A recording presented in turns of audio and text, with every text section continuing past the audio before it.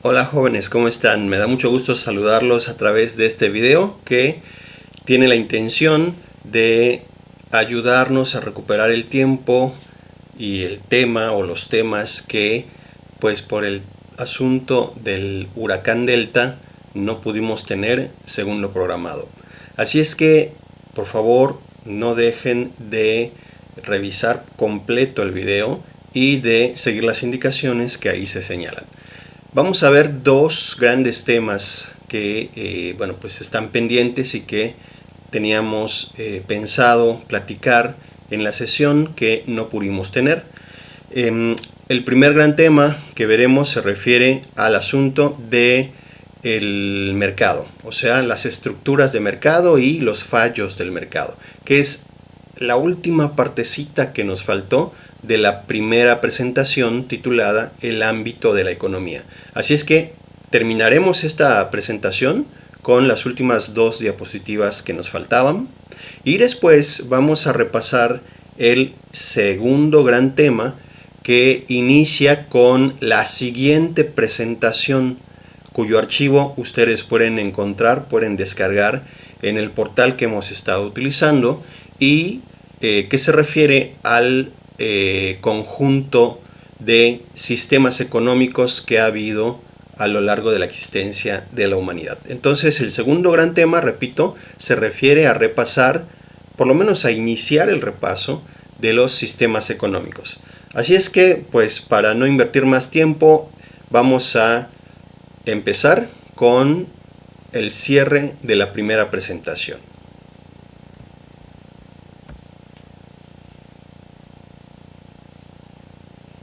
Bien, como recordarán, el video anterior, la clase anterior, concluyó con la definición del mercado y sus componentes, es decir, con esta diapositiva que ahora proyecto, donde se define a mercado como la existencia e interacción de vendedores y compradores, quienes llevan a cabo intercambios. Estos intercambios implican que estos agentes económicos llegan a acuerdos que los economistas denominan como equilibrio.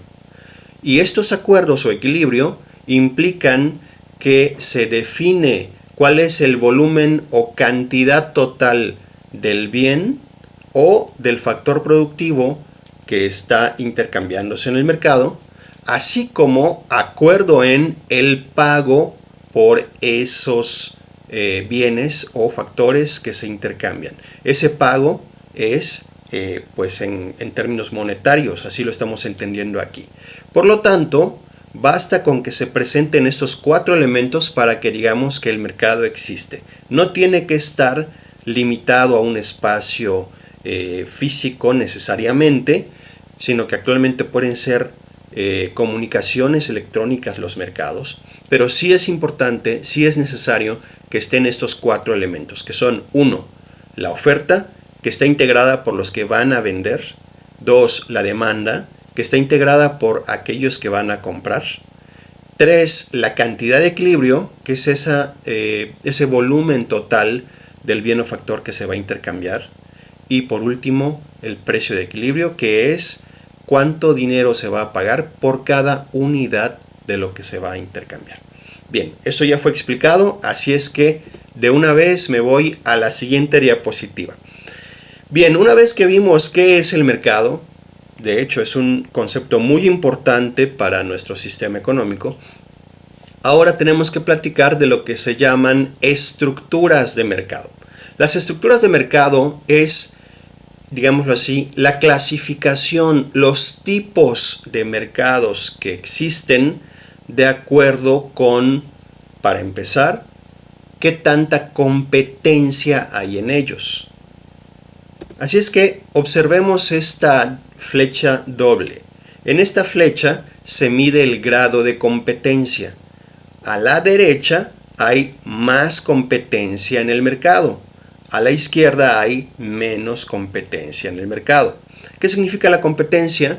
Bueno, pues básicamente, ¿qué están haciendo las empresas para tratar de ganar clientes, para tener más ventas, para lograr que su producto sea preferido por los consumidores? A eso digámoslo así, le podríamos llamar competencia, ¿no? Mientras más se pelean las empresas por obtener más clientes, por vender más, decimos que pues hay más competencia también. En cambio, del lado izquierdo de esta flecha tendríamos un menor grado de competencia, o sea que las empresas no luchan por el mercado, sino que incluso podrían llegar a ponerse de acuerdo para evitar luchar y simplemente repartirse. Bueno, entonces en esta flecha medimos el grado de competencia. De acuerdo con esto, vamos a ubicar ahora 4 grandes tipos de mercados o estructuras de mercado que pues implicarán mayor o menor grado de competencia. Vamos a empezar con el ejemplo extremo de competencia, que se conoce como competencia perfecta. Este es un modelo teórico que en la realidad no existe, no se aplica, o sea, más bien no hay ejemplos reales de que haya algún mercado que cumpla con todas las características de la competencia perfecta. Por lo tanto, deberíamos tomar a este modelo solo como una referencia, es decir, para ver si los modelos de la realidad, si los mercados de la realidad cumplen o no con las características o qué tanto cumplen con las características de la competencia perfecta. En este modelo teórico, como podrán imaginar, el grado de competencia es el mayor y además, bueno, pues las empresas tienen, digamos, cierto comportamiento, cierta forma de actuar en el mercado que se deriva del hecho de que pues haya muchísimas empresas que están literalmente peleándose por vender. Ese es el primer tipo o estructura de mercado que existe. El extremo derecho, el grado máximo de competencia. Pero en el otro lado tenemos también en el otro extremo al monopolio. Esta estructura de mercado es justo lo opuesto de la competencia perfecta, porque aquí hay cero competencia. Esto es así debido a que solo tenemos una empresa vendiendo en este mercado. Por eso se llama monopolio. O sea, una sola empresa está vendiendo ahí. Y bueno, pues también tiene sus propias características, como por ejemplo, además de que solo hay una empresa vendiendo y por lo tanto la competencia es cero, pues ella establece precios que suelen ser más elevados, su producción tiende a ser menor, la calidad quizás sería también de menor grado en comparación con si hubiera empresas o más empresas tratando de ganar clientes. En tercer lugar, tenemos un intermedio, más quizás hacia el lado del monopolio que hacia el lado de la competencia perfecta. Se llama oligopolio, que literalmente significa que en ese mercado hay pocas empresas. Por eso digo que es un intermedio, porque no hay las millones que están compitiendo en la competencia perfecta, ni tampoco solo una, que es el caso del monopolio. Aquí hay algunas cuantas empresas, pero su característica principal es que las empresas que están allí en ese mercado oligopólico son interdependientes, es decir, que lo que cualquiera de estas empresas decida hacer afecta de manera importante al resto que está en ese mercado. Hay dos tipos de oligopolio. Hacia la izquierda, más parecido al monopolio, está el oligopolio coludido. Esto significa que las empresas del oligopolio evitan competir y tratan de ponerse de acuerdo o enviarse señales de manera que se evite estar peleándose por los clientes. Tratan de repartirse el mercado. En cambio, está también el oligopolio competitivo, que se aleja un poco del monopolio y se acerca más hacia la competencia. En este segundo tipo de oligopolio, las empresas no se ponen de acuerdo entre ellas, sino que ellas sí tratan de ganar mercado. Y por último tenemos una cuarta estructura que se conoce como competencia monopólica. La estoy poniendo un poquito más hacia el centro, pero bueno, pues también puede estar un poquito más hacia la izquierda o un poquito más hacia la derecha, dependiendo de la circunstancia específica del mercado real que exista. En el caso de la competencia monopólica, podríamos decir que la característica principal es que las empresas que están allí tratan de diferenciarse de sus competidores. O sea, tratan de explicarle al público, a los clientes, que su producto es totalmente distinto al de los demás. O sea, al de sus competidores. Y que como es distinto, pues es el que deberían estar comprando. Sin embargo, aunque tratan de diferenciarse, lo cierto es que siguen compitiendo dentro de un grupo donde hay productos similares a los que venden. Entonces, bueno, eso sería la competencia monopólica junto con los otros tres tipos de mercado. Son las estructuras de mercado. Mientras más a la derecha esté una estructura de mercado, significará que la competencia es mayor. Mientras más a la izquierda, significará que la competencia disminuye. Los economistas han encontrado que existe cierta relación entre qué tan competitivos son los mercados de un país respecto a las condiciones para alcanzar de mejor manera el bienestar. Es decir, observen esta última flecha que puse aquí abajo. Ahí está. Esta es la flecha completa. Como pueden ver, hacia la derecha hay más condiciones para el bienestar y hacia la izquierda hay condiciones más difíciles para lograr el bienestar del país. Esto quiere decir, si la comparamos con la flecha de arriba, que cuando los mercados de una nación tienden a tener o tienden a ser más competitivos, a tener más competencia, entonces es más fácil lograr el bienestar económico como se definió en sesiones anteriores. En cambio, si la competencia es menor, hay más monopolios en el país o hay más oligopolios coludidos, entonces las condiciones para lograr ese bienestar disminuyen. ¿Cómo está México? Bueno, México viene de una historia de grandes monopolios, de los cuales de hecho todavía tenemos algunos al día de hoy. Pero venimos de monopolios en, por ejemplo, producción de televisión, en petróleo, en energía eléctrica, en telefonía, etc. Si no eran monopolios propiamente dicho, sí eran por lo menos oligopolios coludidos, o sea, estaban en esa zona de muy poca competencia.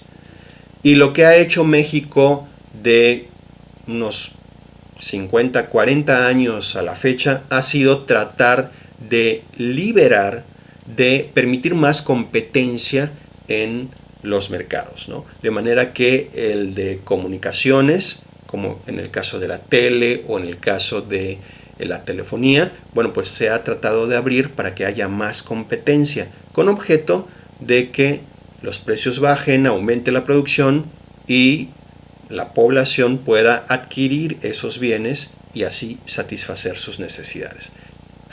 De hecho, eso es bienestar, como lo hemos definido antes. Bien, entonces, bueno, México está en transición. Esperamos que cada año podamos tener mercados más competitivos, lo que permitiría tener también mejores condiciones para el bienestar. Sin embargo, hay que decir que el gobierno actual lamentablemente está retrocediendo en esta intención de tener mercados más competitivos. Y por ejemplo, aunque se estaba abriendo el mercado de gasolina o de extracción de petróleo un poquitín tímidamente hacia la competencia, o el mercado de distribución de energía eléctrica también se estaba abriendo, bueno, ahora está empezando a cerrarse de nuevo, es decir, a mantener los monopolios que el gobierno tiene en esas industrias. Bien, para terminar con esta presentación, vale la pena decir que el mercado no es perfecto, puede que no alcance a cumplir plenamente con su función. Pero esto se debe a varias causas que ahora vamos a platicar.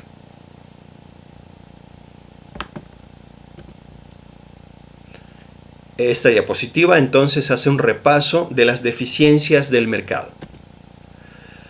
El mercado falla, y hay que reconocer que es así, cuando, por ejemplo, alguna actividad o en algún lugar del país o en todo el país resulta que ese mercado no deja las ganancias suficientes para que las empresas se interesen en vender ahí. Es decir, que hay ciertas actividades que, debido probablemente a que los consumidores tienen bajos ingresos o quizás porque está ese mercado muy alejado de las zonas principales de consumo o de producción, pasa que la empresa pues no ve atractivo irse hasta otro lugar con bajos ingresos, con baja demanda para vender. Y entonces, como no vende allí la empresa, las familias, las personas que viven en ese lugar, pues no logran satisfacer sus necesidades. Entonces, cuando un mercado no es redituable, o sea, no deja las ganancias suficientes, las empresas dejan de atenderlos y por lo tanto las personas no pueden satisfacer sus necesidades. Ese sería un fallo. Otra deficiencia del mercado ocurre cuando, bueno, lo que acabamos de comentar, aparece la concentración y la colusión de las empresas. Podría ser que por el mismo dinamismo del mercado, una empresa logre destacar tanto que saque a las demás del mercado. Puede que por cuestiones que tienen que ver con sus costos, o sea, logra bajar sus costos, o con sus relaciones con el gobierno y logra que el gobierno establezca límites a otras empresas. Por alguna razón logra quedarse como la única, o solo unas poquitas logran estar allí y como tienen este cobijo, o sea, esta protección del gobierno, por ejemplo, entonces ya no compiten, empiezan a ponerse de acuerdo entre ellas, se reparten el mercado y esto implica que se produce menos, como decíamos en el caso del monopolio. Y por lo tanto las personas ya no satisfacen las necesidades en la cantidad, en el volumen que esperaríamos que lo hagan. Menos personas, por lo tanto, tienen bienestar en ese sentido. Otro fallo o deficiencia del mercado tiene que ver con que existen segmentos de población que no tienen la capacidad para acceder a ciertos mercados. Y aquí no estoy hablando solamente del dinero. O sea, no es que no solo tengan o carezcan, mejor dicho, no solo es que carezcan del dinero para comprar los bienes en los mercados, sino que a veces hay otras limitantes que están sobre las personas que les impiden acceder a esos mercados, o sea, que les impiden acudir al mercado. Como por ejemplo podría ser cuestiones sociales, quizás discriminación hacia ciertos grupos o ciertas condiciones de vulnerabilidad que tenga la población, como por ejemplo que no hablen la lengua dominante, o sea que no hablen español bien, sino solo su lengua indígena, y que por este motivo, pues al no poder comunicarse adecuadamente con los demás agentes del mercado, pues simplemente quedan excluidos. Es decir, hay ciertas razones por las cuales, además del dinero, la gente podría no acceder o no tendría la capacidad suficiente en ese sentido para poder acudir al mercado y realizar una transacción.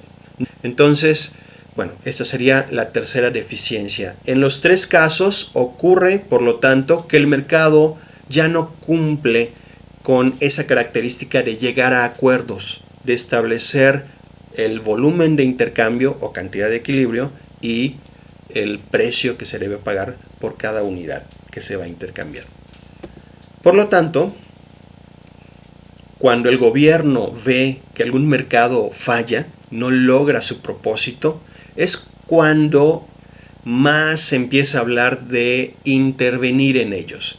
Es decir, si el mercado no está permitiendo que las personas compren, por ejemplo, o que las personas puedan vender sus factores productivos, entonces el gobierno ve un justificante para intervenir en él y obligar a los vendedores a darle producto a los compradores o al revés, ¿verdad?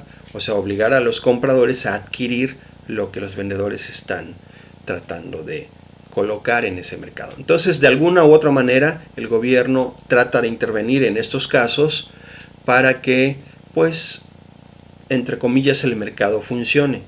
No obstante, muchas veces, la mayor parte de las veces en mi opinión, cuando el gobierno interviene en el mercado para tratar de corregir algún fallo, no lo logra, sino que el fallo puede que permanezca o que se transforme a otra cosa que es igual de inadecuada que el primer problema.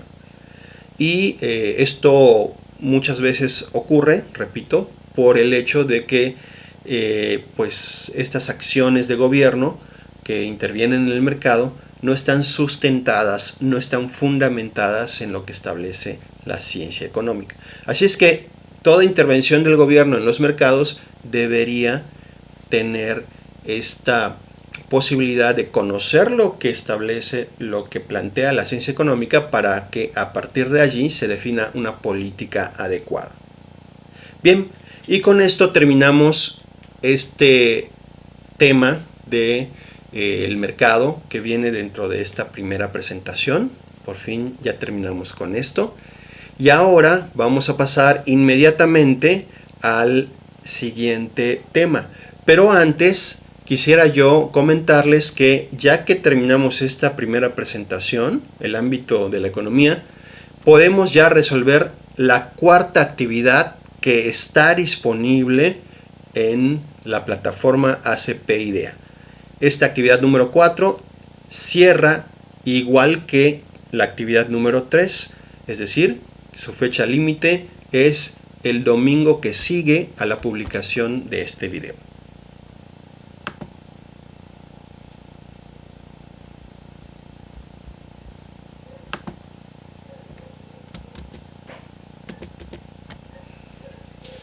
Bien, pues jóvenes, esta segunda presentación viene en un archivo, como ya comenté, que también está disponible en la plataforma. Por lo tanto, necesito que la vean, la descarguen y trabajen sobre ella, la repasen, la estudien para que tengan todo lo que se necesita con miras al cierre de este periodo y al siguiente también, porque recuerden que esto se evalúa en el segundo periodo.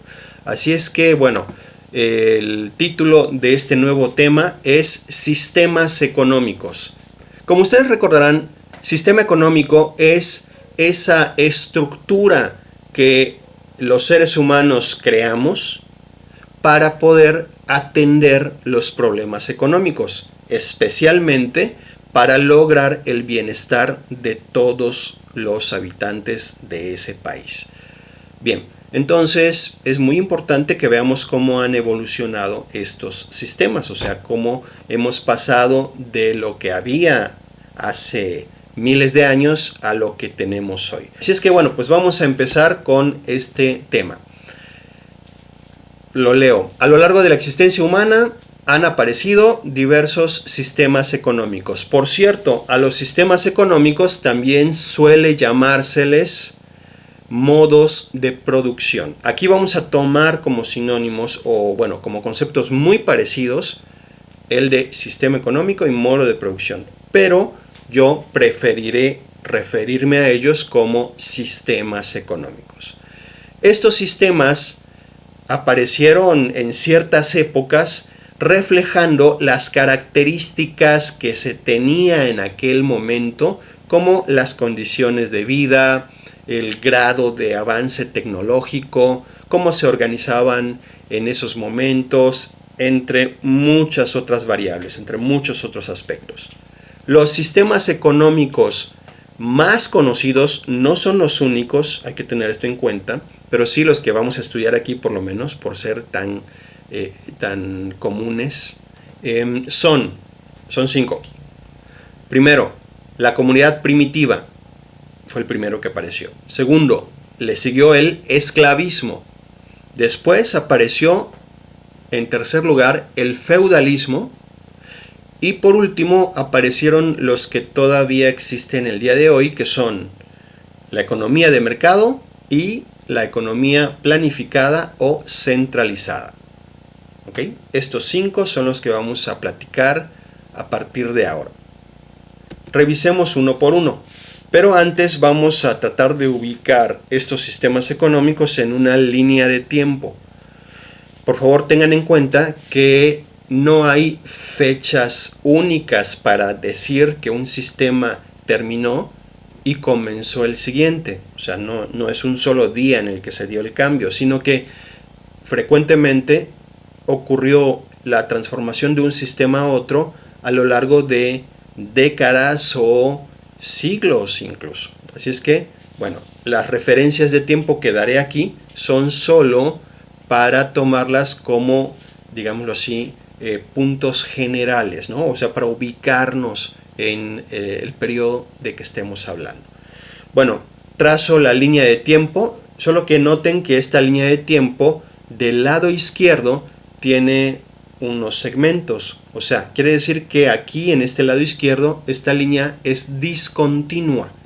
O sea que va a dar un salto en el tiempo, porque si no diéramos esta discontinuidad en la línea, pues no cabría en nuestra diapositiva. Voy a empezar este transcurso de tiempo para los sistemas económicos en pues una época muy antigua, ¿no? Aproximadamente 200.000 años antes de Cristo. Ahí vamos a comenzar nuestra línea de tiempo.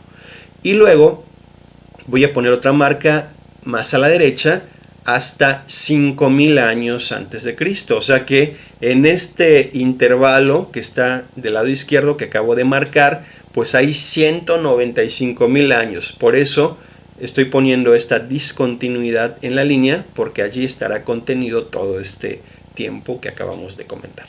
Y ahora, en estas dos marcas, voy a colocar al primer sistema económico, que es la comunidad primitiva. Es decir, que la comunidad primitiva abarca desde 200.000 antes de Cristo aproximadamente hasta 5.000 antes de Cristo, por ahí quizás un poquito más adelante. ¿Ok? Entonces ahí está comprendida la comunidad primitiva. Como pueden darse cuenta, sería el sistema que más tiempo duró, o sea, 195.000 años. Los demás, los que siguen, van a ir durando cada vez menos. La siguiente marca la voy a poner en 500 después de Cristo. O sea que de la marca anterior, 5.000 antes de Cristo, hasta esta nueva marca, estamos hablando de un periodo de 5.500 años. En este lapso se desarrolló el segundo sistema económico, conocido como esclavismo. Después voy a poner una última marca que se ubica en 1500 después de Cristo. O sea que entre estas dos últimas marcas solo hay 1000 años. Y allí vamos a ubicar el tercer sistema económico conocido como feudalismo. Observen que cada nuevo sistema económico aparece una vez que se desintegra el anterior. Y para terminar, después del feudalismo, a partir de 1500 aparece la economía de mercado, que es el cuarto sistema económico, y más recientemente, desde mediados del siglo XIX, aparece el último sistema económico conocido, que es el de la economía centralizada o planificada. De manera que aquí ya tenemos nuestra escala de tiempo aproximada de los sistemas económicos. Vamos a hablar ahora del primer sistema, que es la comunidad primitiva. Bien, repasemos sus características. ¿Qué es la comunidad primitiva? Este sistema económico inicial apareció junto con nuestra especie, Homo sapiens sapiens. Algunos estudiosos de este tema señalan que nuestra especie tiene aproximadamente unos 200.000 años de existencia, de hecho un poco más según la última información disponible, o sea 210.000, 220.000 años. Y en este tiempo, o sea de 200.000 años hasta el fin de la prehistoria y el inicio de la historia, ¿okay? Durante esas decenas de miles de años se fue desarrollando la comunidad primitiva. En tanto tiempo, como podrán imaginar, pues hubo cambios importantes, aunque muy lentos. Es decir, que la comunidad primitiva del inicio, de hace, por ejemplo, 150.000 o hace 100.000 años, fue una comunidad primitiva muy diferente a la que hubo casi al final, en la parte última de este sistema económico, que se conoció o que correspondió con la revolución neolítica. Pero bueno, vamos a tratar ahora de platicar por lo menos algunas características generales relacionadas con la comunidad primitiva en la mayor parte del tiempo que existió. Primero,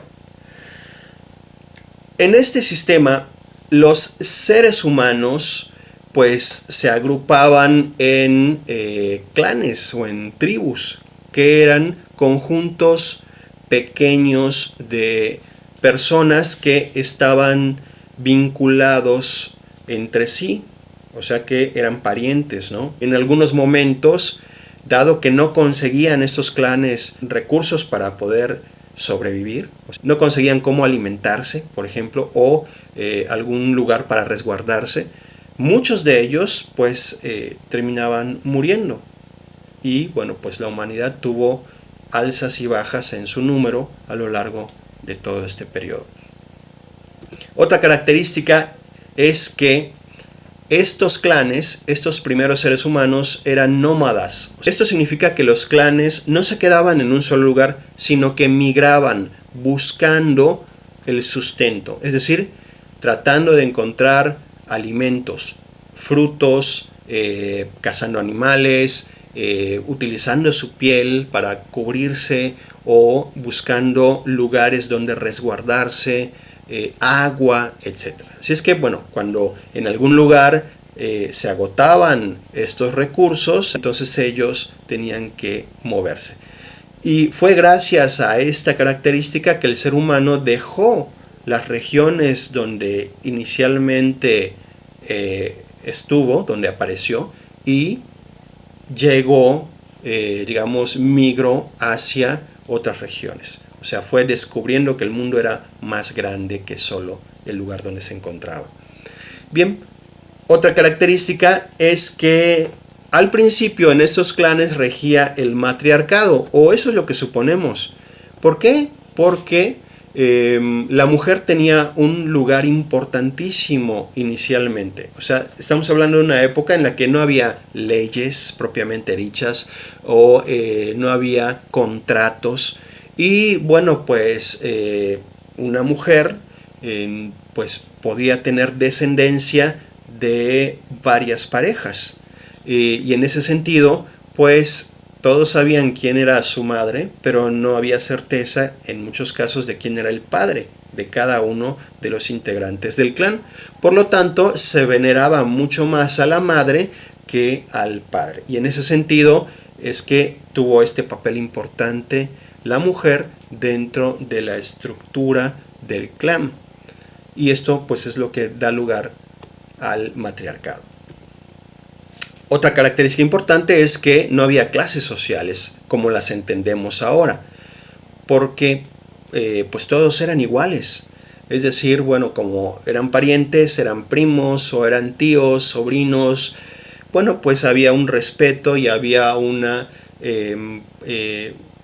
trato igualitario entre los integrantes del clan en términos generales. Y de este modo pues no había lo que hoy entenderíamos como por ejemplo una clase trabajadora o una clase empresarial o la clase que gobierna o la clase que lleva a cabo ciertas tareas que no quieren hacer las demás clases. No existía eso, sino que, como les digo, había considerar por igual a los integrantes en general. Además de esto, no existía la propiedad privada, sino que existía algo que podríamos denominar como propiedad colectiva. Es decir, por ejemplo, cuando se conseguían frutos, no era para el que los encontró solamente, sino que se repartían esos frutos entre los integrantes del clan. O sea, no era el fruto de alguien en específico, sino era de todos.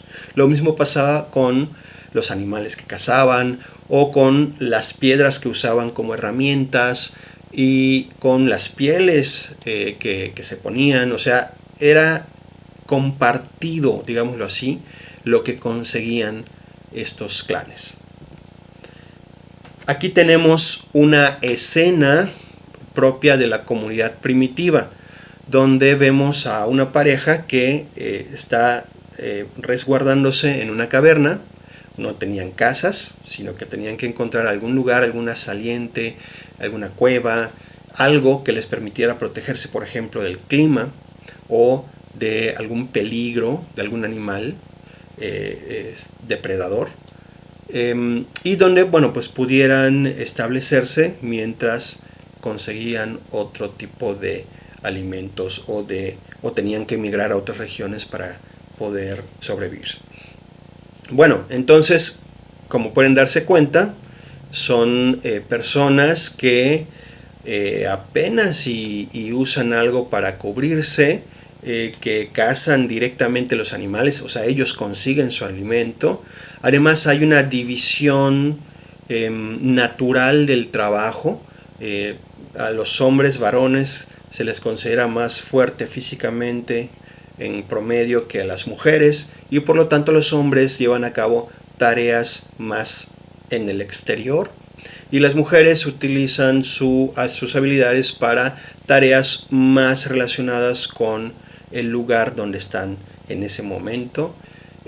Así es que, bueno, pues esta es la división natural del trabajo, como podemos apreciar.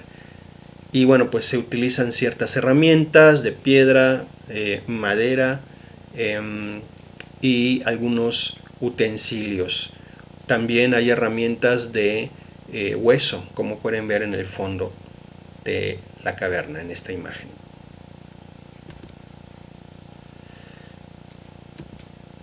Bien, ahora vamos a platicar de cómo terminó la comunidad primitiva, que duró tanto tiempo, ¿no? Aquí tenemos otra vez la línea que dibujamos hace un momento. Ubicamos 200.000 a.C. en el extremo izquierdo, es decir, cuando suponemos que empezó la comunidad primitiva. Y vamos a ubicar 5.000 a.C. más a la derecha. Pero voy a poner otra marca aquí en 10.000 a.C. O sea que aquí estoy señalando un periodo que me interesa muchísimo, que va más o menos de 10.000 a 5.000 a.C. Para entender un poquito mejor de qué periodo estamos hablando, suponemos que hace unos 10.000 años terminó la última glaciación. Una glaciación es el periodo en el cual la Tierra se enfría, sus temperaturas disminuyen, y terminó este periodo en más o menos, insisto, también no son fechas concretas, terminó en este momento que estoy señalando en la marca de 10.000 a.C. Entonces allí, ¿qué pasa? Pasa que la Tierra empieza a calentarse, o sea, las temperaturas ascienden, los hielos empiezan a derretirse. Esto permite que en muchas regiones del planeta la vida, las plantas, los animales empiecen a florecer, o sea, empiecen a reproducirse. Se nota probablemente mayor abundancia en estas regiones, abundancia de recursos naturales, y por lo tanto se convierten en lugares adecuados para ya no solo sobrevivir, sino incluso para quedarse a vivir ahí. Entonces estamos hablando de este final de la glaciación hace aproximadamente 10.000 años antes de Cristo.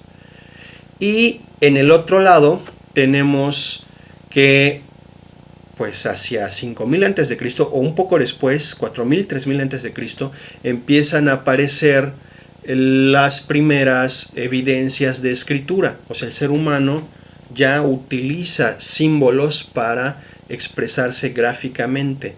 Y esto es lo que marcaría el otro extremo de este periodo que platico ahora. El nombre de esta fase es el de Revolución Neolítica.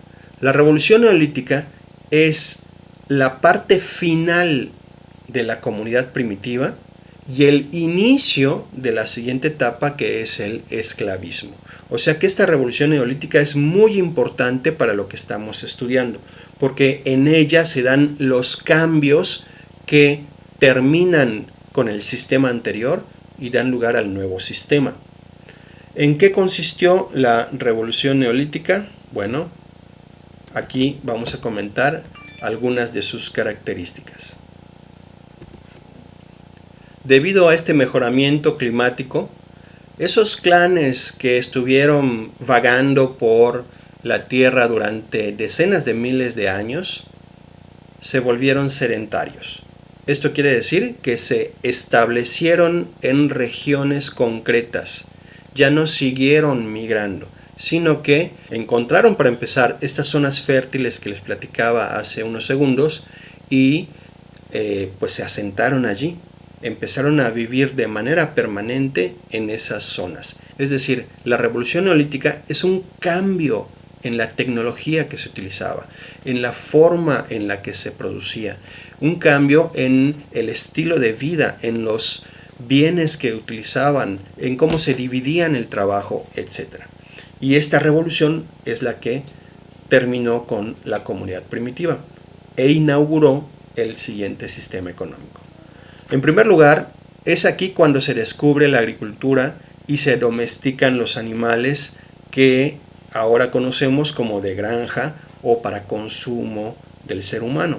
O sea, descubre el ser humano que puede plantar, que puede cosechar y por lo tanto que puede vivir de esos alimentos. Ya no tiene entonces un motivo para irse a otra región. Y lo mismo pasa con los animales. Empieza a domesticarse a ciertas especies de aves, de mamíferos que le permiten tener carne, leche, huevos, otros alimentos para complementar su dieta. El ser humano mismo empieza a cambiar su cerebro, su fisiología, todo se empieza a transformar. Las familias ya no se dividen el trabajo según el sexo, sino que ahora aparece la división social del trabajo. Es decir, que las familias se especializan de acuerdo con las actividades productivas que llevan a cabo. Las familias que se ubican en zonas cercanas a mares o ríos, pues se especializan, por ejemplo, en la pesca. Otras familias se especializan en la agricultura, otras en el pastoreo, otras en confeccionar artículos o utensilios, herramientas que utilizan, en fin. Entonces, hay una división distinta del trabajo en esta revolución neolítica. Por lo tanto, empiezan a encontrar maneras los seres humanos para construir lugares de resguardo propios. O sea, se fabrican viviendas y un conjunto de viviendas da lugar a los primeros asentamientos. No son todavía las ciudades como lo entendemos hoy, pero sí son grupos que construyen estas chozas, estos lugares para vivir y que están de manera fija allí en la región. Hacia el final, ya cuando termina la edad de piedra, entonces empiezan a usarse herramientas de metal y esto pues hace más rápido, por ejemplo, arar la tierra o sacrificar a un animal, y también pues el resguardo de agua o de alimentos, ¿ok? Que pues facilita la vida y permite la creación de más cosas que poco a poco irán requiriendo estos asentamientos. Como ya decíamos, también al final de este periodo se inventa la escritura. Puede de este modo empezar, por ejemplo, a registrar lo que pasa en su nuevo entorno. También aprende a contar, o sea, que no solo aparecen los sistemas de escritura, sino también los sistemas de cuenta, de registro numérico, que va a facilitar, que va a ayudar al ser humano en el crecimiento de la producción que está teniendo. Y, bueno, aparece una forma de, digamos, de dirigir al grupo distinta a la que había antes. Desaparece el matriarcado y aparecen pues los gobiernos patriarcales. Esto debido a que, bueno, pues en ese asentamiento vamos a empezar a ver que se requiere de organizar ciertos integrantes de esos grupos para defenderlos ante ataques que pudieran tener. Y bueno, pues debido a que se requiere este uso de la fuerza, es que se empieza a cambiar desde esta estructura matriarcal hacia una estructura más patriarcal, con objeto, como dije en este último punto, de defender los territorios, y se establecen ya las primeras normas. Aquí pongo leyes, pero no son todavía como las entendemos quizás, sino que se trata más de costumbres que son adoptadas ahora por cada vez más personas, como una especie de regla de comportamiento. Y se generaliza el trueque. Es decir, antes de que empecemos con el siguiente sistema económico, vemos que la producción, debido a estos cambios de la revolución neolítica, la producción va creciendo. Y entonces empiezan a aparecer lo que se llaman excedentes. Excedentes de productos agrícolas o de animales por pastoreo, o excedentes de pescados, o excedentes de cestas de lo que hicieran, ¿no? de las actividades que tuviera cada familia. Entonces estos excedentes tienen que ser ahora intercambiados. Si una familia produce herramientas pero no cultiva la tierra, entonces podría intercambiar el excedente de esas herramientas que produce por el excedente de alimentos que la otra familia está generando. Entonces el trueque, estos intercambios de productos empiezan a generalizarse debido a este aumento de la producción. Y con esto concluye la comunidad primitiva. Aquí tenemos una escena de este periodo que, como pueden ver, es muy diferente de la imagen que vimos hace un rato. Aquí, aunque todavía estamos hablando de la prehistoria, la vida es muy diferente. Los seres humanos están ya ubicados, viviendo de manera fija en un lugar cercano. Por ejemplo, aquí en la imagen se ve a un río que les permite disponer de agua permanente durante todo el año, y pues que ya les permite pues esa estabilidad relativa, ¿no? Ya no tienen que emigrar. Así es que construyen chozas o lugares específicos para poder resguardarse. Cultivan la tierra, ya aprendieron los seres humanos a plantar y a cosechar. Crían animales que también les dan alimentos. Su ropa o lo que usan como vestimenta cambia. No es la piel del animal en bruto, sino que empiezan a tejer y a confeccionar su ropa. Sus utensilios ya son más perfeccionados, más especializados. Ya hay una organización en la producción, en la familia, y vamos a empezar a ver a aparecer la sociedad, ¿no? O sea, ya hay comunidades que funcionan de esta manera, de este tipo. Bien, El cambio que implicó el neolítico, o sea, la revolución neolítica, provocó entonces que esas primeras características de la comunidad primitiva desaparecieran y aparecieran nuevas características, nuevas formas de trabajo, nuevas formas de relacionarse, que dio lugar a un nuevo sistema económico conocido como esclavismo. Pero no voy a todavía a ver todas las características del esclavismo, lo voy a dejar hasta aquí. Les agradezco mucho por ver el video y cualquier duda, por favor, ya saben, me pueden contactar escribiendo un mensaje directo a mi cuenta de Twitter. Por favor, no olviden hacer las actividades que les dejé para esta semana. Gracias y nos vemos.